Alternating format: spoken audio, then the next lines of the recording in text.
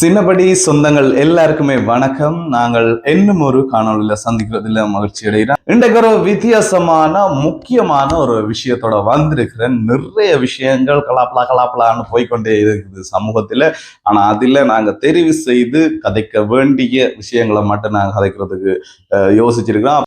நான் வந்து பார்க்க போறது எல்லாருக்கும் பிடிச்ச ஒரு படத்தை பற்றி பார்க்க போறோம். அதாவது மூவி ரிவ்யூ ஒன்று பார்க்க போறோம். கொஞ்சம் வித்தியாசமா இருக்கும். என்ன பார்க்க போறோம்னா, நாங்கள் கொக்கரிப்பு என்ற ஆவணப்படத்தை பற்றின ஒரு பார்வையை வந்து நாங்க பார்க்க போறோம். கொக்கரிப்பு என்றது வந்து ஜெனோசன் அவர்களால வந்து எடுக்கப்பட்ட ஒரு ஆவண திரைப்படம். இது என்னத்தை பற்றி பேசுதுன்னா, மலையக மக்கள பற்றி பேசுது. இதுல என்னென்ன விஷயம் இருக்குன்றதை நாங்கள் பார்ப்போம்.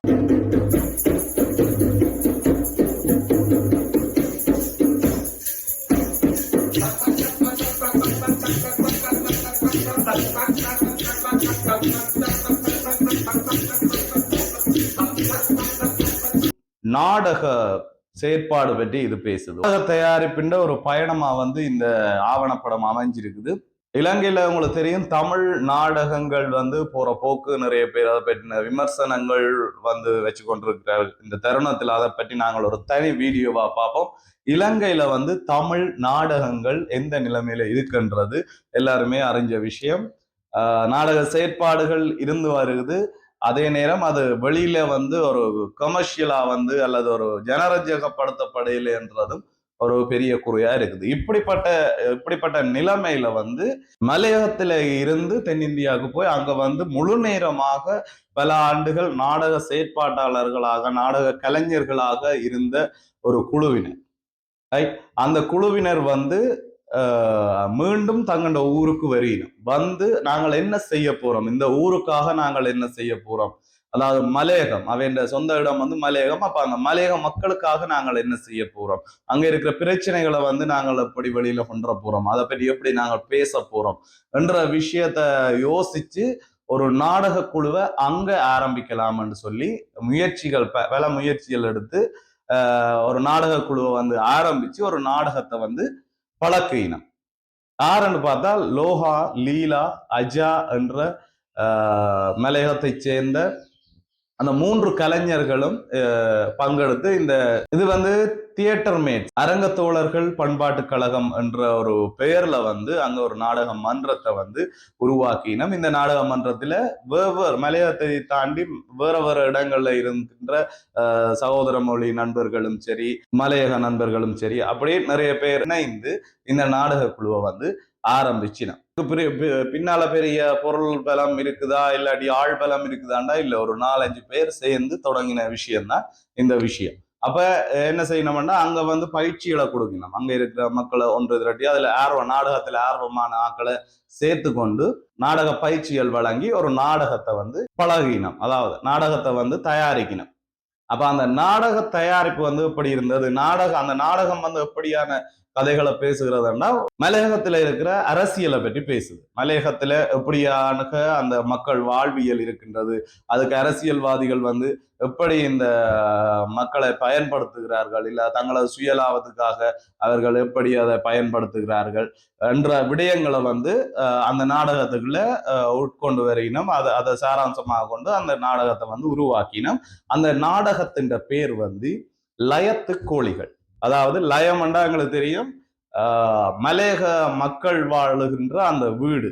நாங்கள் இங்க வந்து வீடுன்னு சொல்லுவோம், அங்க வந்து லயம், அதாவது குதிரை லயத்துல தான் ஆரம்பத்துல வந்து அந்த மக்களை வந்து குடியிருக்க வச்சவ. அப்ப அந்த இது வந்து அப்படியே லயம் பண்ற. அப்ப அந்த லயத்து கோழிகள். அப்ப இந்த நாடகத்தை வந்து ஒரு பெரிய ஒரு அரசியல் அந்த நாடகத்துக்குள்ள இருக்குது. இது சாதாரணமாக வந்து உடனே பழகையில வந்து நிறைய கஷ்டங்களுக்கு மத்தியில, உதாரணமாக வந்து அந்த நாடகம் பழகின்ற அந்த வீட்டுக்கு பெற வேணும் என்றாலே நிறைய நடந்து மலைகள் ஏறி நிறைய தடைகளை சவால்களை எதிர்கொண்டுதான் அந்த இடத்துக்கு வந்து சேரவே வேணும். வந்து சேர்ந்த பிறகு அங்க இருந்து அந்த நாடகத்தை தயாரிச்சு அதுக்கப்புறம் அவ்வளவு களைப்போட வந்து திருப்பி அந்த மைண்டை அதுக்குள்ள கொண்டு வந்து நாடகத்தை பழகி அதை வந்து மேடை ஏற்ற வேணும்ன்ற ஆசையில வந்து அவைகள் செயற்பட்டு கொண்டிருக்கின. இடையில வந்து ஒரு பெரிய சவால் ஒன்று வருகிறது. இப்ப நாங்க பார்க்கலாம், என்னடா ஒரு நாடகத்தை போட்டு போடுறதுல என்ன பெரிய சவால் வந்துட போகுதுன்னு பார்த்தா அப்படி இல்லை. இப்ப யாழ்ப்பாணமோ இல்லாட்டி மற்ற பிரதேசங்கள் மாதிரி நாங்கள் நினைச்சபடி எதுவுமே செய்யலாத நிலைமை இன்றும் மலையகத்துல இருக்குது. நாடகத்தை போட வேண்டாம் ஒரு சிலர் வந்து தடுக்கினா அப்ப அதுக்கு நிறைய பெர்மிஷன், நிறைய ஃபார்மாலிட்டிஸ் எல்லாம் தேவைப்படுது அந்த நாடகத்தை போடுறதுக்கு. எப்ப நாளைக்கு பின்னேரம் நாடகம்னா இன்றைக்கு தான் அந்த பிரச்சனைகள் எல்லாமே அவைக்கு வருது. அப்ப இதன் மத்தியில அவர்கள் நாடகத்தை போட்டார்களா இல்லையா, என்ன நடந்தது என்றதுதான் இந்த ஆவணப்படம் வந்து சொல்லுற அந்த செய்தியா வந்து இருக்குது. இந்த கலைஞர்களை பற்றி தெளிவான ஒரு விளக்கம் தந்திருக்கிறார். அவர்கள் இந்த பின்புலம், அவர்கள் வரலாறு, அவர்கள் எப்படி இந்த நாடகத்துக்குள்ள வந்தார்கள், அந்த விஷயங்கள் எப்படியானவர்கள் இந்த நாடகத்தை செய்யறதுக்காக வந்தார்கள் என்ற விஷயங்கள் வந்து ஒவ்வொரு கலைஞர்களை பற்றியுமே குறிப்பிடப்படுகிறது. அதே நேரம் அந்த மலையக வாழ்வியலை வந்து காட்டுவதாக இந்த ஆவணப்படம் அமைஞ்சிருக்குது. அங்க எப்படி ஒரு எந்த இடத்துல ரிஹர்சல் வாக்கினம், அப்படியான ஒரு சிச்சுவேஷன்ல இருக்கணும்ன்றத வந்து கண்கூடா காணக்கூடியதாக அமைஞ்சிருக்கிறது. அதே நேரம் மிகவும் பேசப்படாத ஒரு பொருள். இப்ப மலையக மக்களை பற்றியே பேசுறது குறைவா இருக்குது. இப்ப நிறைய போராட்டங்களுக்கு பிறகுதான் அதை பேசு பொருளாக வந்திருக்குது. அதே மாதிரி இன்னொரு பக்கம் பார்த்தோம்னா நாடக கலையையோ நாடக கலைஞர்களை பற்றியோ பேசுறதே இல்லை. அவர்கள் ஒரு பக்கம் செயற்பட்டு கொண்டிருப்பார்கள். அவர்களை வந்து யாருமே கண்டுக்கிறதுல இந்தியாவில இருந்து ஆக்களை கொண்டு வந்து பெரிய நிகழ்ச்சிகள், பெரிய பொருள் செலவில் வந்து நிகழ்வுகள் எல்லாம் நடந்து கொண்டிருக்கும். ஆனா இங்க இருக்கிற உள்ளூர் நாடக கலைஞர்களையோ இல்லாட்டி கூத்து கலைஞர்களையோ பொதுவாக கலைஞர்களுக்கே ஒரு சரியான அங்கீகாரம் கிடைக்கவில்லைன்னு தான் சொல்லப்படுறோம். அப்ப இரண்டு விஷயம், நாடக கலைஞர்களை பற்றியும் பேசுறதில்லை, நாடகத்தை பற்றியும் பேசுறதில்லை. அதே நேரம் இந்த மலையக மக்களை பற்றியும் யாருமே கண்டுக்கிறது இல்லை. அப்ப இந்த எல்லா விஷயத்தையும் இந்த ஆவணப்படம் வந்து பேசுது. இதை வந்து எடுத்திருக்கிறார் வந்து ஜெனோசன் அவர்கள். ஜெனோசன்டா எல்லாருக்குமே தெரியும். இந்த யாழ்ப்பாணத்துல வந்து ஒரு பிலிம் ஃபெஸ்டிவலுக்கு அவர் போயிருந்தார். அதாவது யாழ்ப்பாணம் யூனிவர்சிட்டிக்குள்ள வந்து இந்த ஜெனோசன் அவர்கள் அந்த பிலிம் ஃபெஸ்டிவலுக்கு அந்த படத்தை அங்க அந்த போடப்படுற படத்தை வந்து பார்க்கறதுக்கு போயிருந்தார். அவர் வந்து தடுத்து நிறுத்தப்பட்டார். ஏனென்றால் கால் சட்டை அணிந்ததற்காக. அப்ப இந்த விஷயமும் பரவலா எல்லாராலையும் விமர்சிக்கப்பட்டுச்சு. விமர்சிக்கப்பட்டு அவரும் ஒரு விமர்சனத்துக்குள்ளாகி அவர்கிட்ட கருத்துக்களையும் வந்து ஒரு பெரிய விவாதம் ஒன்றே போயிருந்துச்சு. சமூக வலைத்தளங்களை வந்து பெரிய ஒரு விவாதம் வந்து போயிருந்துச்சு. அப்ப அந்த நபர் தான் ஜெனோசன். அப்ப அந்த ஜெனோசன் எடுத்திருக்கிற இல்லாட்டி சொல்லி இருக்கிற ஆவணப்படம் தான் கொக்கரிப்பு என்ற இந்த மலையக மக்கள், மலையக கலைஞர்கள், மலையக நாடகத்தை பற்றி கதைக்கிற இந்த ஆவணப்படமாக இருக்குது. இப்படியாக வந்து இருக்குது இந்த ஆவணப்படத்தின் தேவையும் அதே நேரம் இந்த ஆவணப்படத்தின் பலன்களுமா வந்து இது அமைய பெற்றிருக்கிறது. இது வந்து பெரிய பொருட்செலவில் எடுக்கப்படவில்லை, சாதாரணமா போன் கேமராவில் எடுக்கப்பட்ட விஷயம். அதாவது ஜெனோசன் சொல்லியிருந்தார் வந்து இது வந்து பெரிய அளவில் தான் பிளான் பண்ணி கொண்டு போயில அங்க போன இடத்துல அவரும் வந்து ஒரு நாடகத்துல வந்து கலந்து கொள்ள வேணும், அதாவது நாடகத்தை பார்க்க வேணும், அங்க இருந்த அந்த செயற்பாடு என்ன நடக்கிறது அதை பார்க்க வந்து போயிருந்த போதுதான் இந்த விஷயத்தை சரி எடுப்பம் எடுக்க வெளிக்கிடைகளா இப்படி ஒரு பிரச்சனை முறைகளா அதை ஒரு ஆவணமாக வந்து வெளியிட்டு இருக்கிறேன். இந்த படம் எங்க இருக்குதுன்னு பார்த்தோம்னா இது ஒரு முக்கியமான விஷயம். இந்தியாவோட பிரபல இயக்குனர் பா ரஞ்சித்தை வந்து தெரியும். இந்த காலா படம், மற்றது சார்பட்டா பரம்பரை படம், அப்படியான படங்களை எடுத்த பா ரஞ்சித் அவர்களின் மீளம் ப்ரொடக்ஷன் என்ற அந்த யூடியூப் சேனல்ல வந்து இந்த படம் வந்து வெளியிடப்பட்டிருக்கிறது ஒரு பெரிய ஒரு அங்கீகாரமாக இருக்கிறது. ஏற்கனவே அங்க ஒரு அடிநிலை மக்கள் இல்லாட்டி ஒரு அடக்கப்படுகின்ற மக்களோட குரல்களாக வந்து அந்த பா ரஞ்சித் அவர்கள் அங்கே செயற்பாடுகள் இருக்கிறது. அவர்களோட படைப்புகள் மூலம் அந்த விடயங்கள் கதைக்கப்பட்டு கொண்டிருக்குது. அப்ப அதே மாதிரி இந்த விஷயமும் ஒரு அடக்கப்படுகின்ற மக்கள் ஒரு ஆவணப்படம் என்ற ரீதியில வந்து அந்த யூடியூப் சேனல்ல வந்து பார்வைக்காக அங்கே அப்லோட் பண்ணப்பட்டிருக்கு. நீங்களும் போய் பார்க்கலாம். டிஸ்கிரிப்ஷன்ல வந்து லிங்க் இருக்குது. நீங்கள் இந்த படத்தை வந்து பார்த்துட்டு உங்களோட கருத்தையும் வந்து இதுல பதிவிடலாம்.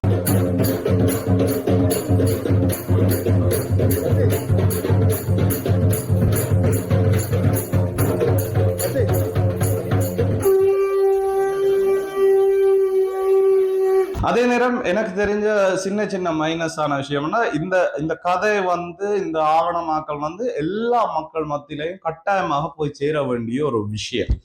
இந்த படத்தின் பலமாயம் அதுதான் இருக்குது, பலவீனமாயும் நான் அதை பார்க்கிறேன். என்னன்னா அந்த உணர்வுகளை கிண்டாம சாதாரணமாக அப்படியே என்னென்ன சம்பவம் நடக்குதோ அந்த விஷயம் அப்படியே சொல்லப்பட்டு கொண்டு போகுது. அப்ப இதுல வந்து அந்த உணர்வுக்கு வந்து இடம் இல்லை. சிலது மலையகத்தை பற்றி தெரியாத இல்ல வேற அதை பற்றி சற்றுமே அறியாத ஒரு நபர்களுக்கு இது வந்து முழுமையாக இது போய் சேருமான்னா அது ஒரு கேள்விக்குறியா தான் இருக்குது.